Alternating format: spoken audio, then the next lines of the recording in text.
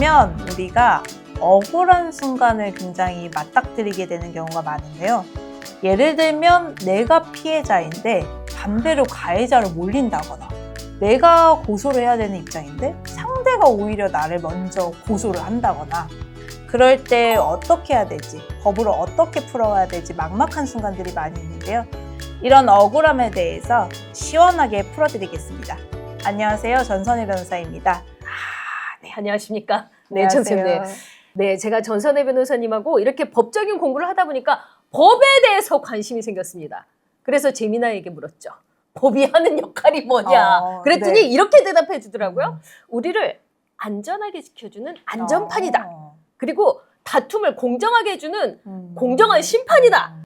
약자를 보호해 줄 수 있는 울타리가 된다. 아, 요즘 똑똑해요, 얘네들. 꽤나 정확하게. 아, 그렇죠.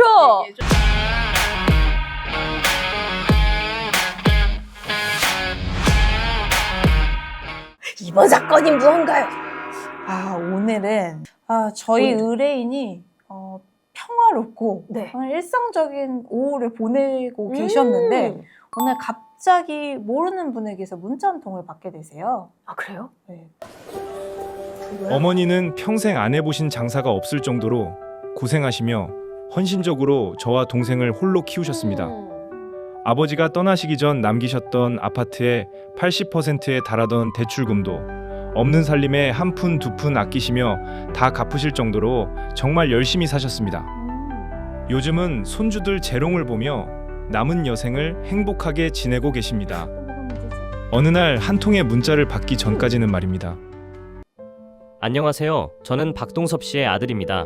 돌아가신 아버지가 유언으로 저에게 아파트를 남기셔서 부득이하게 이렇게 연락을 드립니다. 지금 아주머님이 점유하고 계신 아파트의 상속을 포기하실지 진행하실지 의사를 빨리 결정해 주십시오. 그렇습니다. 저희 아버지는 돌아가신 게 아니고 30년 전 어머니와 저희 형제를 버리고 상간녀와 살림을 차리고 아들까지 낳았습니다. 물론 저희에게 양육비를 한 푼도 보낸 적도 없고요. 그러나 어머니는 이혼은 생각지도 못하고 행여 아버지가 돌아오시길 바라는 마음으로 이렇게 세월이 흘렀습니다. 그러나 이런 일이 있을지는 꿈에도 몰랐습니다. 전선의 변호사님, 어떻게 해야 할까요? 실화입니까? 실화입니다. 두 아들을 가진 아버지가 네. 결국은 바람을 폈는데 거기서 또 애를 낳아서 두 집 살림을 했어요? 사실은 두 집 살림은 아니셨어요. 아. 원래 가정은 버리고 오. 그 새로운 가정에 집중하셔서 이제 저희 의뢰는 굉장히 오랜만에 아버지 소식을 들으신 건데 그게 이제 돌아가셨다는 연락이었고, 새로운 가정의 그 아드님이 해외에서 박사과정을 밟고 계셨더라고요. 그래서 아버지께서 생전에 박사과정 하는 학업을 꼭 끝내라, 이런 유지를 남기셨고, 그래서 부동산은 네 몫으로 주겠다. 그 문자에 아버님의 유지, 아버님이 생전 쓰셨던 자필 편지 같은 것도 첨부를 해주셨거든요. 어머니께서 너무 그 두 아들을 키우는 것도 벅차셨기 때문에 그냥 이혼을 처리한다거나 생각할 정도의 여유, 그런 틈도 없으셨던 것 같아요. 근데 자기 자식들에게는 양육비나 뭐 이런 거 하나 주지도 않고 네. 혼외자는 외국 유학까지 보낼 정도로 그러니까 그 의뢰인이 살고 있던 그 아파트 명의가 남편의 명의였던 거예요? 네, 이거는 이제 남편분이 이제 나가시기 전에 네. 취득한 서울에 있는 아파트였는데요. 네, 어머니는 거기서 아버님 명의로, 그때는 남자분들 이름으로 맞아요, 취득하는 경우가 맞아요. 대부분이니까 그냥 취득하고 어머니 살고 계시니까 그냥 거기에 수십 년째 그냥 이사도 안 하시고 그냥 명의 두고 그냥 대출 착실하게 갚으면서 아드님들 키우면서 빡빡하게 생활을 해오셨어요. 시장에서 장사하면서 네, 맞습니다. 네. 우리 아버지는 돌아가셨고 네. 내놓으시오 이렇게 뻔뻔하게 지금 네. 그 젊은 놈이 네. 그것도 외국물 먹었다는 놈이 지금 네. 이렇게 얘기를 한 거죠. 네. 야, 적반하장이네. 아니, 그러면 엄밀히 얘기하면 이 문자를 보낸 이 남성의 어머니는 네. 상간녀잖아요. 상간녀죠. 오자마자 저도 그 말씀을 여쭤봤어요, 똑같이. 저럼요? 네, 어머니 상관 소송을 하셔야지. 제가 제대로 줬군요. 왜 안 하셨어요? 지금이라도 합시다. 왜냐면 그쵸? 현재까지도 이어진 거잖아요. 돌아가실 그쵸? 때까지도. 이쪽은 이혼을 안 했으니까. 네, 상간 소송이 시효가 3년인데 이제 만났다가 헤어지면은 3년 안에 소송을 하셔야 돼요. 그렇지만 이분들은 지금까지도 돌아가시기 그쵸. 직전까지도 계속 만나고 있고. 사실적인 가정을 이루고 계셨으니까 아직 시효가 도구한 상태가 아니거든요. 그러네요. 근데 어머니께서는 그렇게까지는 하기 싫다. 법적인 부담감이 있으셨네요. 그리고 네. 왠지 법이라고 하면 막 복잡할 것 같으니까. 네. 본인이 이제 원고가 돼서 뭔가 제기하거나 소송을 만들거나 하는 건 원치 않으셨고 내 집, 이 집을 지키고 싶다. 네. 근데 지키고 싶다 하더라도 명의가 남편 명의로 돼 있으니까 네. 이건 법적으로 좀 풀어야 되는 부분이잖아요. 그렇죠. 법적으로는 이제 상속 재산이 되는 거잖아요. 그쵸. 망인이 돌아가시고 망인 명의가 되니까 그러면 그 상속인에 있는 리스트가 이제 어머니, 법적인 그쵸. 배우자가 그리고 이제 자식. 1.5 지분이 있고 그다음에 자녀 둘 그리고 새로 낳은 아들 하나. 그래서 세 분이 111 해서 사실은 새로 낳은 아드님한테도 법적인 지분이 있는 상태였습니다. 예. 그럼 어떻게 풀어야 될까요? 이런 부분에 대해서 공증이 있었던 것도 아니고 저희는 그 유지를 인정할 수 없기 때문에 저희가 먼저 이제 가정법원에 상속재산 분할 심판 청구라는 상속재산을 판사님 보시기에 형평에 맞게 나눠달라라는 소송을 저희가 제기를 했습니다. 근데 80%가 그 아파트의 빚이었다라고 네. 그 대목이 저는 좀 걸리긴 하거든요. 아버님이 나가서 부양료라든지 양육비라든지 생활비를 하나도 안 줘서 어머니께서 홀로 가정을 끌고 나간 거, 대출금도 혼자 갚은 거, 아버님의 뭔가 금전적 지원이나 없었던 부분들을 저희의 전적인 기여도로 그렇게 주장을 했고 법적인 틀에 맞춰서 기여도라는 포션 그리고 그 새로 이제 태어난 아들이 새로운 가정에서 받은 혜택은 너의 특별 수익이다. 그럼 끝난 거 아니에요? 한 방에 쫙 끝나는 사건 아닙니까? 사실은 꼭 그렇지는 않아요. 어쨌든 법적 상속분이 1.5, 111이 있기 때문에 그런 것들에 있어서 저희가 기여도를 어머니 포션을 상당 부분 높게 잡는 게 이 케이스의 관건이었습니다. 그 의뢰인 입장에서는 억울하긴 하지만 네. 법이 그렇다면 맞습니다. 그냥 법대로 하면 되는 거니까 네. 주면 끝나는 거잖아요. 네. 반격을 당했어요. 진짜요? 중간에요. 저쪽에서도 뭐 저희가 세게 나오니까 또 반대로 치고 나온 부분이 있었거든요. 그게 뭘까요? 전선의 변호사님을 만나 절망은 희망으로 바뀌었습니다. 저희가 차곡차곡 전방위적으로 공격하면서 상속재산 분할 심판 소송은 순조롭게 진행되었습니다. 그러자 상대 측에서 저희에게 반격을 시작하였습니다. 돌아가신 아버지께서 저희 어머니에게 사업을 명목으로 1억 5천을 빌려가셨습니다. 서류상 부부이신 아주머니가 응당 변제를 해주셔야 될 것 같습니다. 다시 말하면 아버지께서 은퇴를 하고 개인 택시를 하기 위해 상간녀에게 1억 5천을 빌려갔다고 변제하라는 소송이었습니다. 증거로 계좌이체 내역과 차용증을 제출하였습니다. 차용증의 글씨나 도장 역시 아버지의 것으로 보였습니다. 평생을 저희와 어머니를 버리고는 죽어서까지 저희를 괴롭히는 아버지가 정말 원망스럽고 밉습니다. 이건 진짜 생각지도 못한 1억 5천인데요? 반격이죠. 반격인데요? 네.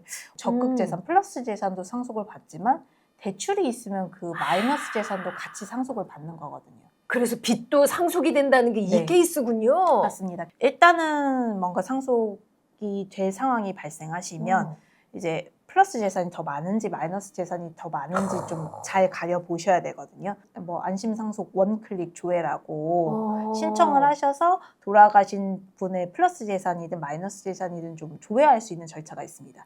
사실 이런 개인 간의 사채라는 부분은 그런 조회 시스템에서 조회가 되지 않는 그쵸. 영역이죠. 사실 지금까지 아무 얘기도 없다가 저희가 상속 사건에서 잘 진행하고 재판부를 잘 설득하는 것 같으니까 갑자기 들이댄 거죠. 들이댄 거죠. 네. 네. 사실은 금융자료로 보면은 맞는 말일 수도 있어요. 왜냐하면 그 1억 5천이 아버님이 개인 택시를 시작하실 때 입금이 됐고. 네, 상간녀 통장에서 아버님 통장 왔고 갖고. 아버님 통장에서 또 그 택시를 샀고. 네, 샀고 그리고 차용증이 시기가 있고. 딱 맞았고 그리고 실제 차용증을 그 날짜에 맞춰서 뭐 아버님 인감 도정을 찍어 놓고 네. 근데 서류적으로 보면은 충분히 부채로 보일 수 있는 상황이었습니다. 전선혜 변호사께서도 되게 당황하셨을 것 같은데요? 이렇게 반격으로 네. 이렇게 치고 생각지 나눈 못한 경우는 게. 많지 않으니까 어떻게 네. 아버님께서 평생 직장 생활을 하시면서 받았던 급여는 다 그분 통장으로 갔을 거잖아요. 그쵸. 그분도 무언가 일을 했을 테니까. 그렇죠. 평소에 이제 그분이 소득 활동하셨던 그쵸. 그 급여가 다 상간녀 계좌로 갔고, 아하. 네. 네. 그래서 저희는 이제 이 두 분간의 입출금을 다 조회 신청을 했어요. 오. 일단 간돈이 훨씬 더 많았던 1억 거고. 5천을 넘었군요. 네, 넘었고 평생 생활비를 주셨으니까요. 차용에 일단 실질이 없다. 차용증이 인정된다고 하더라도 이 부분을 부각시켰고, 두 번째는 저희가 상속 사건 중에 이런 이제 가짜 부채가 튀어나온 거에 대한 상황을 많이 신빙성을 말씀드려서 이런 부부 간에는 인감 도장을 취득해서 찍을 수 있는 게 용이하다. 아하. 네, 그래서 이런 위조의 가능성이 있다라는 두 가지 측면까지 같이 변론을 했는데, 사실 위조가 인정되지는 않았지만 차용의 실질이 없다라고 판단이 됐습니다. 법원에서도 이건 1억 5천에 대한 변제는 할 네. 필요가 없다. 네. 그럼 이제 끝난 거잖아요. 네, 대여금은 저희가 이제 대여금 소송 기각시키는 걸로 승소를 했고, 네. 그래서 결국 이 사건은 저희가 조정기일에서 잘 조율하는 걸로 해서 부동산, 아파트는 어머니께서 단독 소유하시는 걸로 네. 가져왔습니다. 다행이네요. 생각을 잘 하신 거네요. 그죠? 빈틈을 진짜 잘 공략하셨어요. 너무 억울한 억울하죠? 경우잖아요. 네. 네. 상간녀하고 그 자식은 요 결과에 대해서 받아들였나요? 그쪽 변호사님도 재판부 설득에 따라서 의뢰인들 많이 설득을 하셨고요. 그래서 아버님 명의로 돼 있었던 가계보증금, 조그마한 상간녀랑 같이 하시던 가계보증금이 있었거든요. 그것만을 실질적으로 본인들 재산만을 가져가는 걸로 해서 잘 조정이 됐습니다. 굉장히 합리적으로 잘 정리가 된 것 같네요. 실질에 맞게 조정이 된 것 그러니까요. 같아요. 이 아파트는 내 혼외자인 내 아들에게 줘라라고 유언을 했단 말이죠. 그 유언의 효력은 그러면 없었던 건가요?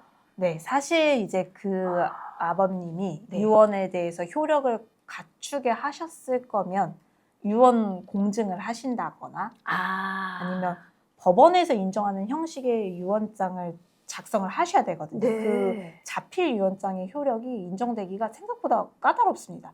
어떤 분들은 다 맞춰서 쓰셨는데 마지막에 주소를 안 쓰셔가지고 효력이 부인되는 케이스도 있고요. 그래서 사실은 저희 변호사들이 조언드리기로는 자필 유언장은 이게 위조됐다라는 항변도 너무 많이 부딪히고 그대로 관철시키기가 어려운 경우가 많아서 그 유지가 맞으시다면 사전에 유언 공증을 하실 것을 정말 안전하게 권고를 많이 해드립니다.